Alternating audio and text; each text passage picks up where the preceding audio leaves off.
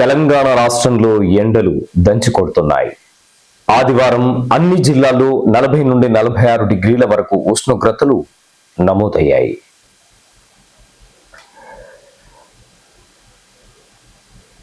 రోజు రోజుకు ఎండలు మండుతున్నాయి.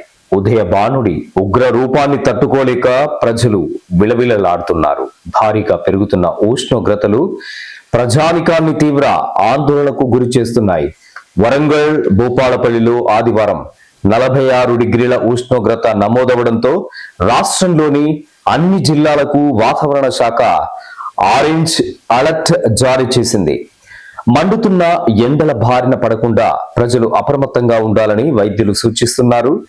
రాబోయే రోజుల్లో ఎండ తీవ్రత మరింత పెరిగే అవకాశాలు ఉన్నట్లు తెలుస్తుంది. అయితే మే 5, 6 తేదీల్లో ఉమ్మడి ఖమ్మం, మహబూబ్ నగర్ జిల్లాలతో పాటు రాష్ట్రంలోని అన్ని ప్రాంతాల్లో తేలికపాటి నుంచి మోస్తారు వర్షాలు కురిసే అవకాశం ఉందని వాతావరణ శాఖ అంచనా వేస్తుంది.